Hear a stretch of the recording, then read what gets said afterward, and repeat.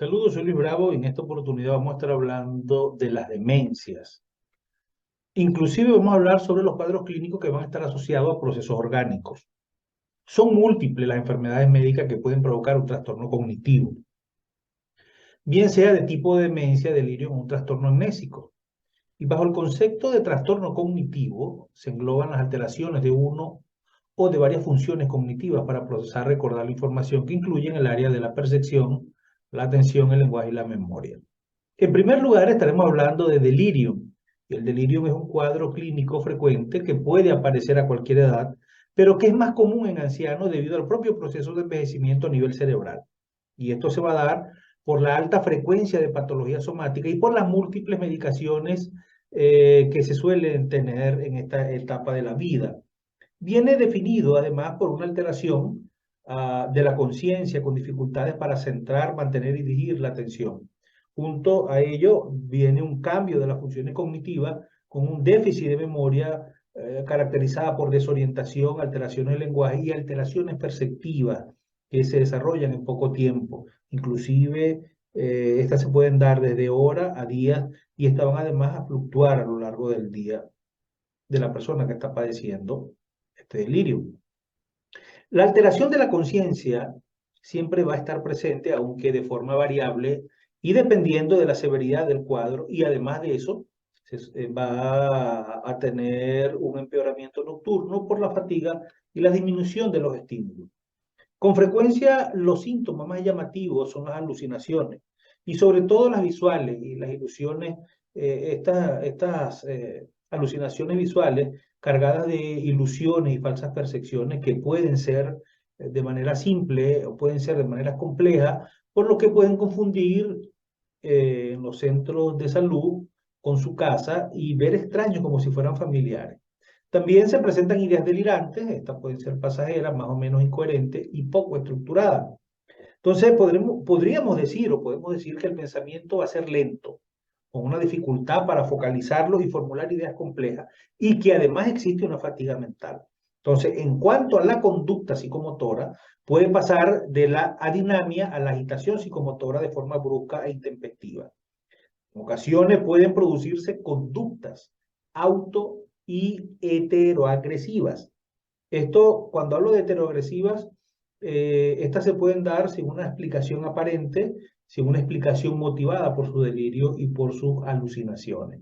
Entonces, el ciclo de sueño-vigilia de esta persona que tiene delirio también se va a encontrar alterado con somnolencia diurna y puede estar despierto y agitado durante la noche.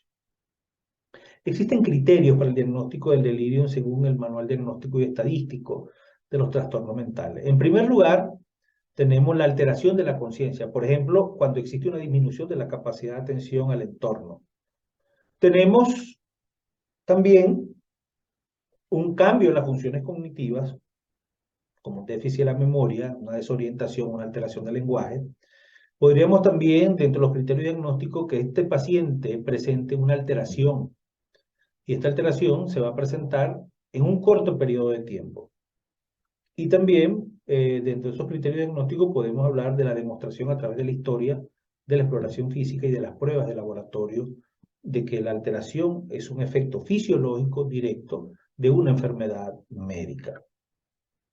Para la codificación podemos establecer de que si el delirio está superpuesto a una demencia vascular preexistente, hay que indicarlo, eh, codificando que la demencia vascular está adherida a un delirio y incluir el nombre de la enfermedad médica, por ejemplo, el delirio debido a una encefalopatía hepática, y hay que codificar también la enfermedad médica.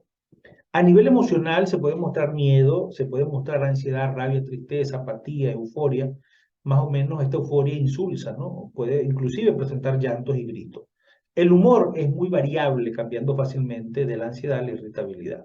Entonces, la presencia de este cuadro va a indicar siempre una afección cerebral casi siempre identificable, aunque con frecuencia la etiología puede ser múltiple. Entre las causas que lo provocan podemos encontrar fármacos, enfermedades diversas, epilepsia, infecciones sistémicas, alteraciones cardiovasculares, alteraciones endocrinas, hipoxia, enfermedades autoinmunes y enfermedades metabólicas. Y cuando hablamos de demencia, podemos decir que la demencia es un trastorno cognitivo que es adquirido, que es producido por un proceso orgánico que va a afectar al cerebro por una enfermedad médica directa, por los efectos persistentes del consumo de sustancias o por múltiples etiologías. Aunque el deterioro intelectual que se produce es muy importante porque va a repercutir en toda la actividad del individuo, como el aseo, el vestirse o el comer. Además va a afectar la capacidad para registrar, almacenar y recuperar información. Existen repercusiones en algunas de las funciones como la afasia, la apraxia, la agnosia, alteración de la capacidad de ejecución y también se van a ver alterados el desarrollo normal de las actividades sociales y laborales, el control emocional, el comportamiento social y la motivación. ¿Cuáles son los criterios para el diagnóstico de la demencia, en este caso de tipo Alzheimer? La presencia de múltiples déficits cognitivos, que estos se van a manifestar por un deterioro de la memoria, por afasia, apraxia, agnosia y alteración de la ejecución. Por ejemplo, cuando hablo de la alteración de la ejecución, estoy hablando de la planificación, de la organización y de la secuenciación, inclusive voy a la abstracción. En segundo lugar, tenemos los déficits cognitivos en cada uno de los criterios que acabo de nombrar. Estos van a provocar un deterioro muy significativo de la actividad laboral y social y además va a representar una merma importante del nivel previo de la actividad. Otra de las características de los criterios es el curso, que este se va a caracterizar por un inicio gradual y un deterioro cognitivo continuo. Los déficits cognitivos, ¿verdad?, presentados como la apraxia, afaxia, la agnosia, alteración de la ejecución, ¿verdad? Estos déficits cognitivos no se van a deber a ninguno de los factores de enfermedad del sistema nervioso central, enfermedades sistémicas que pueden provocar una demencia, por ejemplo, un hipotiroidismo, una deficiencia de ácido fólico, de vitamina B12, de niacina, de hipercalcemia, de neurosífilis o de una infección por VIH. Dentro de estas caracterizaciones podemos observar que el lenguaje se va a mantener bien en un principio y que después va disminuyendo la fluidez verbal, manifestando dificultades para nombrar objetos o ser impreciso al hablar. La praxia es una dificultad para realizar tareas como vestirse, bañarse, comer, abrocharse los botones, aunque al comienzo suele hacerse por dificultades para realizar actividades más complejas, también va a afectar la planificación o las actividades de llamar por teléfono. ¿Por qué? Porque justamente se va a producir fallos temporoespaciales, fallos en la orientación. Y también existen grandes dificultades para mantener atención de una gran distracción y de la dispersión. Son fundamentales las alteraciones perceptivas, las alucinaciones del contenido, del pensamiento, del humor. Entonces, la personalidad y el comportamiento van a sufrir cambios con exageración de los rasgos propios. Pueden producirse caídas, vagabundeo, conducta desinhibida o puede producir un descuido, ¿verdad? Inclusive puede generar una tendencia a recoger basura, lo que se conoce como silogomanía o el síndrome de Diógenes. Además de ello, estas personas se aíslan, tienen una falta de higiene, son personas oposicionistas y con un cierto grado de retraimiento. ¿Cuáles son los criterios para el diagnóstico de la demencia vascular? La demencia vascular justamente va a tener un deterioro de la memoria, presenta afaxia, apraxia, agnosia, presenta una alteración de la actividad constructiva y los déficits no van a aparecer de manera exclusiva en el transcurso de un delirio. Al inicio del proceso se pueden distinguir dos tipos de demencia. En primer lugar, la demencia subcortical y en segundo lugar, la demencia cortical. La demencia cortical, cuyo prototipo es la demencia de tipo Alzheimer, que se va a caracterizar por una alteración de la memoria, presentando agnosia, apraxia, afaxia y alteración de habilidades visoespaciales, inclusive de cálculo. Y estas alteraciones, como el juicio, la capacidad de introspección y la abstracción, van a presentarse dentro de esta demencia cortical. Dentro de la demencia subcortical, que va a estar caracterizada por un enlentecimiento progresivo de todos los procesos mentales, ejemplo, la enfermedad de Parkinson. Entonces podríamos hablar dentro de la demencia subcortical como la demencia tipo Alzheimer, demencia vascular antes demencia multiinfarto, demencias debido a otras enfermedades médicas, demencias debido a enfermedades por VIH, debido a traumatismo craneal, debido a enfermedad de Parkinson, debido a enfermedad de Huntington. Entonces, estas son algunos tipos de demencias subcorticales. Tenemos los trastornos amnésicos, ¿verdad? Que justamente cuando hablamos de trastornos amnésicos estamos hablando de que estos trastornos se van a caracterizar por una alteración de la memoria que puede ser debida tanto a los efectos fisiológicos de una enfermedad médica como a la acción persistente de sustancias, droga o sustancias psicoactivas, droga, alcohol, etc. Estos cuadros clínicamente se van a caracterizar por el deterioro de la memoria y que van a estar diferenciados por su etiología, y estos van a ser el trastorno amnésico debido a enfermedad médica, un trastorno amnésico debido a persistencia inducido por sustancias y un trastorno amnésico no especificado. Entonces quiere decir que los sujetos con un trastorno de estas características tienen deteriorada la capacidad de aprender información nueva y no van a ser capaces de recordar acontecimientos del pasado o de información aprendida de manera previa. En alguna forma, en los trastornos amnésicos, el sujeto puede recordar cosas muy remotas del pasado que acontecieron de manera reciente.